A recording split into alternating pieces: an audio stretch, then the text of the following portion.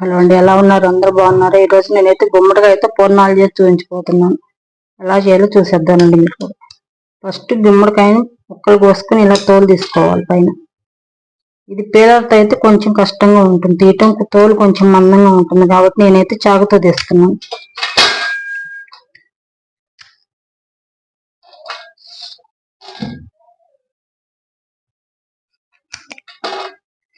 చాకుతో అయితే ఈజీగా వచ్చేస్తుంది, పేదలతో అయితే కొంచెం కష్టంగా ఉంటుంది.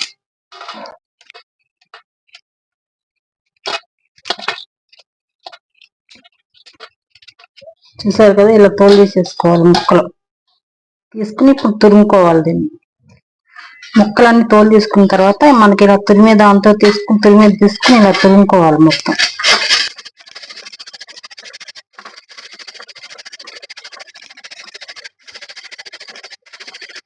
చూసారు కదా, ఇలా తురుముకోవాలి. ఓకే అండి, గుమ్మడికాయ మొత్తం ఇలా తురిమేసుకుని పక్కన పెట్టేసుకోండి. స్టవ్ మీద ఒక పాన్ పెట్టుకొని స్టవ్ వెలిగించుకొని ఈ పాన్లో 2 స్పూన్లు నెయ్యి వేసుకోవాలి.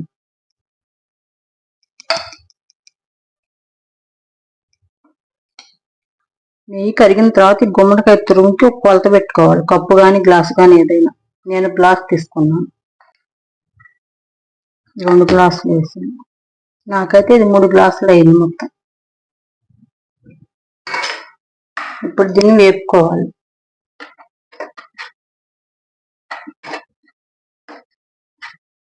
ఈ నేతిలో నీరంతా పోయిందాక వేపుకోవాలి.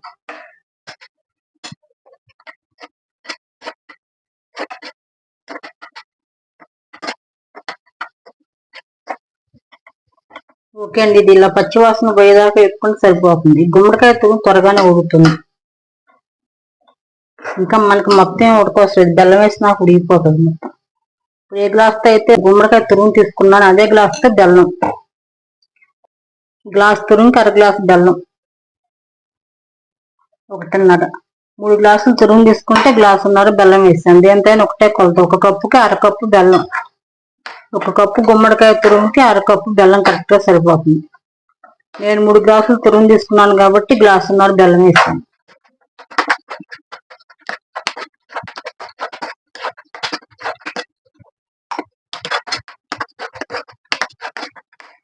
ఇదంతా కరిగి దగ్గర పడిందాక తిప్పుకుంటూ ఉండాలి.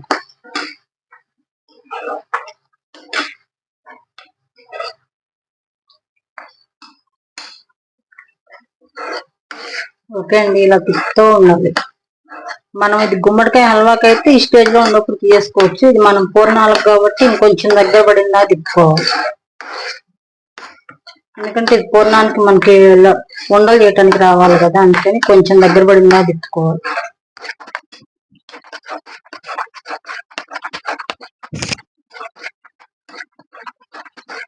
ఓకే అండి, ఇది మనకి దగ్గరకు వచ్చేస్తుంది.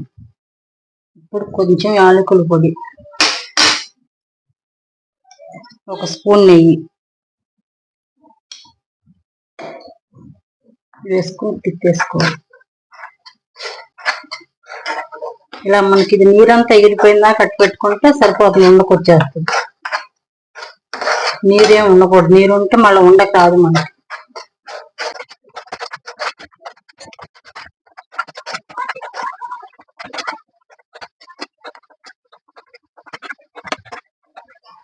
ఓకే అండి, ఇది పాన్ పండుకోకుండా ఇలా సపరేట్ అయిపోతే రెడీ అయిపోయింది. ఇది రెడీ అయిపోయింది. పొయ్యి ఆఫ్ చేసుకొని ఇది ప్లేట్లో తీసుకుని ఇది ఆరాలి, మనం చల్లారినిద్దాం.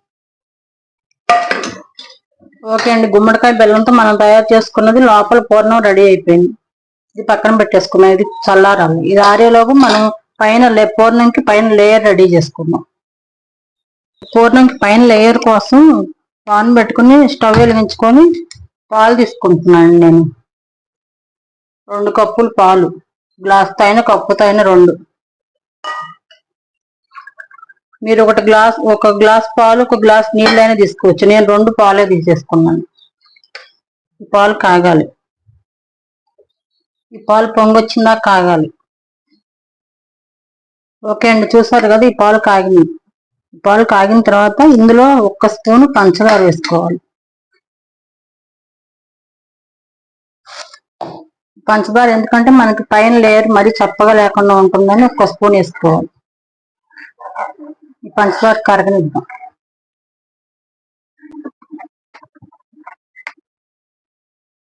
ఇప్పుడు మనం ఏ గ్లాస్ తో అయితే పాలు తీసుకున్నామో 2 గ్లాసులు 2 గ్లాసులకి 1 గ్లాస్ రవ్వ. ఇది ఉండలు లేకుండా పోసుకుంటూ తిప్పుకుంటూ ఉండాలి. కప్పుతో అయినా దేంతో అయినా 2 పాలు 1 రవ్వ, 2కి 1 రవ్వ.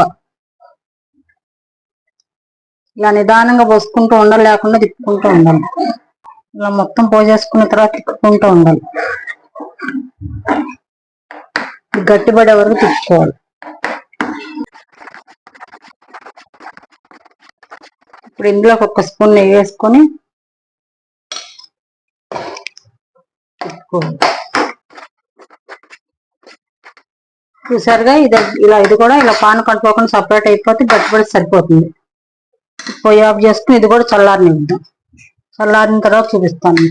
ఓకే అండి, ఇందాక మనం గుమ్మడికాయ బెల్లంతో రెడీ చేసుకున్న మిశ్రమం పూర్తిగా చల్లారిపోయింది. అన్నాక ఇది మనం బాల్స్ లాగా చేసుకోవాలి, చిన్న చిన్న ఉండల్లాగా. చూసారు ఆరేసరి చక్కగా గట్టిపడిపోయి మనకి బాల్స్ చక్కగా వస్తుంది.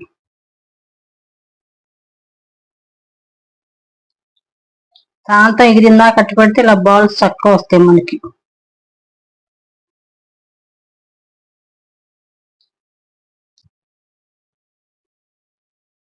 ఇవన్నీ మొత్తం ఇలా బాల్ చేసుకొని పక్కన పెట్టేసుకోండి. ఓకే అండి, రవ్వ మిశ్రమం పూర్తిగా చల్లారిన తర్వాత 1 స్పూన్ నెయ్యి వేసుకొని ఇది మొత్తం బాగా కలుపుకోవాలి. మనకి చపాతీ ముద్దలాగా సాఫ్ట్ గా రావాలి.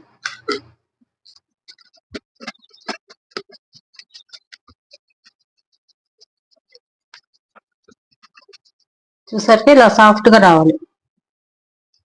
ఓకే అండి, ఇప్పుడు చేతికి కొంచెం నీరు రాసుకొని ఈ బొంబాయి రవ్వ మిశ్రమాన్ని తీసుకొని ఇలా ముందు బిల్లలుగా చేసేసుకోవాలి. చూసారు కదా, ఇలా చేతికి నీరు రాసేసుకొని ఇలా బిళ్ళలాగా చేసేసుకొని చపాతీ బిళ్ళలాగా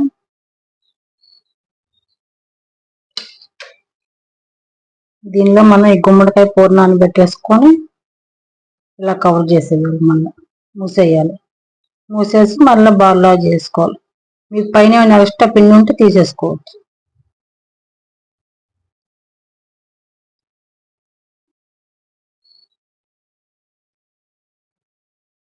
ఇలా బాల్లా చేసేసుకొని అన్ని పక్కన పెట్టేసుకోవాలి.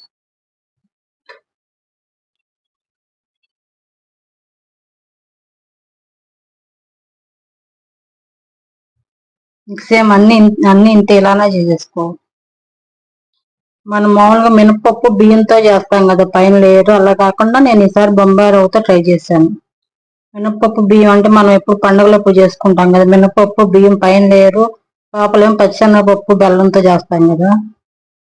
ఈసారి అందుకని ఇలా ట్రై చేశాను. గుమ్మడికాయ లోపల పూర్ణమును పైన బొంబాయి రవ్వతో లేయరు. ఇలా తయారు చేసుకో. ఓకే అండి, మనం ఈ పూర్ణాలు రెడీ చేసుకున్నాం కదా. ఇప్పుడు పొయ్యి మీద బాండీ పెట్టుకుని నూనె పోసుకోవాలి. నూనె కాగిన తర్వాత ఈ పూర్ణాలు ఒక్కొక్కటిగా వేసుకోవాలి. అందులో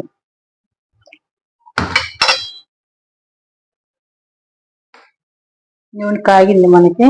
కాగిన తర్వాత ఒక్కొక్కటి వేసుకోవాలి. ఇవి మంట మరీ హై పెట్టుకోకూడదు, మీడియం ఫ్లేమ్ లో పెట్టుకుని పెట్టుకోవాలి. మంట హై పెట్టుకున్నా అంటే ఊరికి కాలిపోతాయి, మొత్తం పైన ఎర్రగా వచ్చేస్తాయి కలిపి. మీడియం ఫ్లేమ్ లో పెట్టుకుని వేపుకోవాలి. ఒక్క నిమిషం అలా కదిలించకుండా 1 నిమిషం ఆగినాక తిప్పుకుంటే సరిపోతుంది. ఇలా 1 నిమిషం ఆగినాక తిప్పుకుంటే సరిపోతుంది.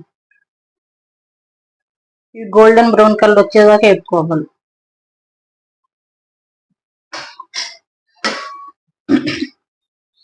ఓకే అండి, చూసారు ఇవి మనకి వేగినాయి. ఇలా ఈ కలర్ వస్తే సరిపోతుంది, గోల్డెన్ కలర్. తీసేసుకున్నాం.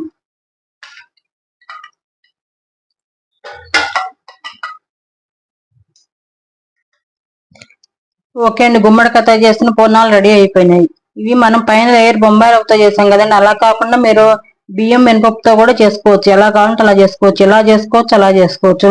లోపల పూర్ణం ఈ గుమ్మడికాయతో చేసిన పెట్టేసి పైన మినపప్పు బియ్యంతో కూడా చేసుకోవచ్చు, ఆ పిండితో కూడా పైన లేయర్, లేదా ఇలా అయినా చేసుకోవచ్చు. ఓకే అండి, ఇవి ఎలా వచ్చాయి ఒకసారి ట్రై చేసి చెప్పండి. ఈ వీడియో నచ్చినట్లయితే లైక్ చేయండి, షేర్ చేయండి, సబ్స్క్రైబ్ చేసుకోండి. మరిన్ని వీడియోలతో మరిన్ని వంటలతో మేము ముందుకు వస్తాము. Thank you.